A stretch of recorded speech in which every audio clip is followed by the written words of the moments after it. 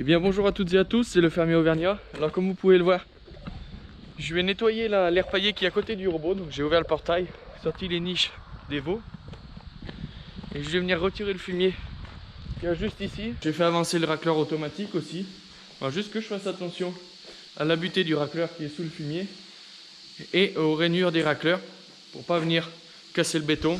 Donc voilà, je vais prendre le Valtra, le 103, attaquer de sortir ce fumier. J'ai mis le nouveau tracteur, donc le Dutz, à l'épandeur à fumier. J'ai été chercher ce matin. Hier on a amené le lisier, mon cousin et mon oncle ont amené le lisier. Donc voilà, ce matin on a nettoyé la tonne. On l'a dételé, rendu, et j'ai été chercher donc l'épandeur à fumier de la Cuma.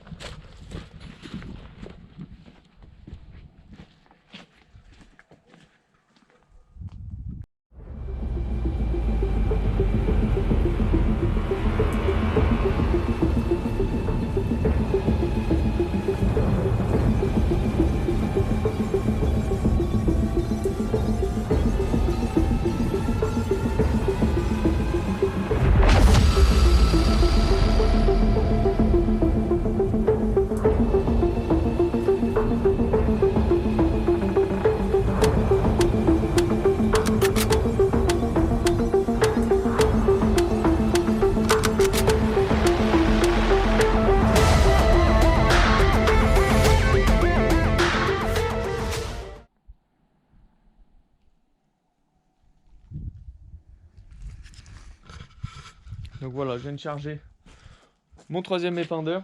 Donc là, on a changé d'endroit. On a la fumière du village. On a des génisses qui sont dans les anciennes écuries là-haut. Un lot de génisses. Donc dès qu'on les cure, on vient stocker le fumier ici. Et puis on a aussi cette année le pourri des boudins qu'on est venu monter ici. Comme ça, quand on savait qu'on allait mener du fumier, au moins c'est tout sur place. C'est tout au même endroit. On laisse le tracteur là. Et on peut charger tous nos épandeurs. Donc voilà, il y a aussi quelques morceaux de choux, des choses comme ça. Les rejets du jardin que les grands-parents viennent jeter ici.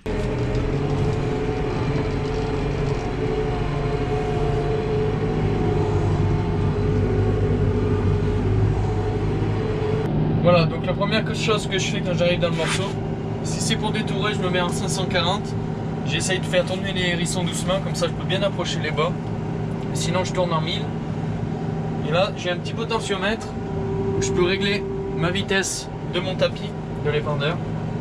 Ça se fait manuellement parce qu'on n'a pas le DPA, débit proportionnel à l'avancement sur cet épandeur là. Et puis de toute façon dans des petits morceaux comme ça, il n'y a pas bien d'utilité, on le fait à l'œil.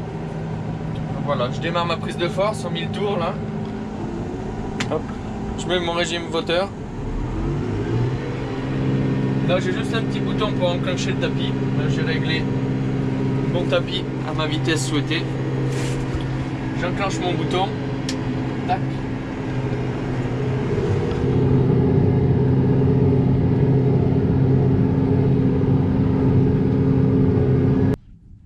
voilà, là je suis en train de curer les génisses.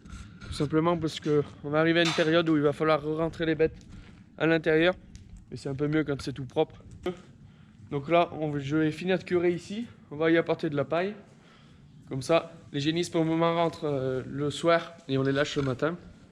Voilà, ce soir quand elles vont arriver, elles auront un bâtiment tout propre. Elles auront aussi explosé l'abreuvoir devant là-bas.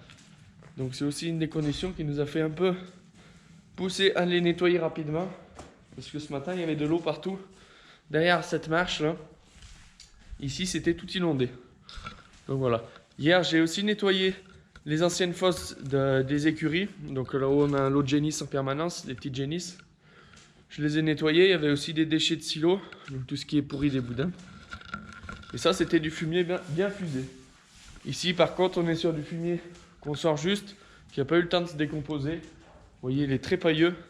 Mais bon, on n'a pas trop le choix parce qu'on a vidé la fosse et on n'a plus grand chose pour faire nos céréales après derrière. Donc voilà, on préfère sortir le fumier, même s'il est très pailleux, et en apporter un petit peu plus. Donc voilà, la dernière fois qu'on se sert du 103 pour curer, parce que normalement il doit partir sous peu, il est vendu.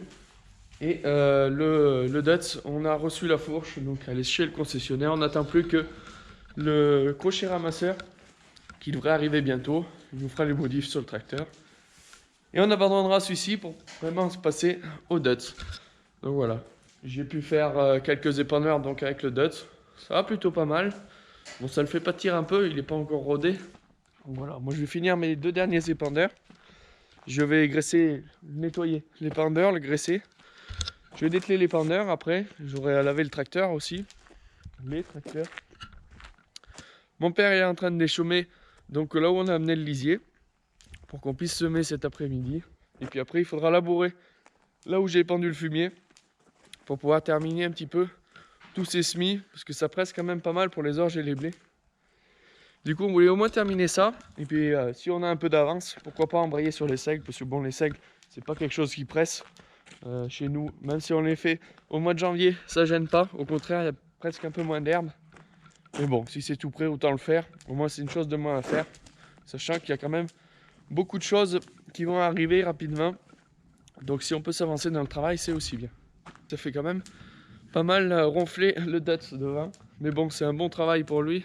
Ça permet donc de le roder et de pouvoir trouver la pleine puissance dans quelques heures. Là, pour le moment, il a 250 heures. Et on dit que pour bien le roder, il faut qu'il en ait 500 à peu près. Donc voilà, on va essayer de le faire labourer aussi après. Comme ça, on pourra se rendre compte de ce que ça vaut sur tous les travaux que l'on fait d'habitude. Et pour voir aussi s'il n'est pas trop léger à l'avant. Parce que les charrues, mine de rien, ça fait quand même un peu de poids avec le porte-à-faux qu'il y a. Et donc ça permettra de l'essayer là-dessus aussi. Et les charrues aussi, c'est un bon moyen de roder les tracteurs. Je vous en dis pas plus, moi je vous mets quelques images au drone. Et puis je vous dis à la semaine prochaine. Bye!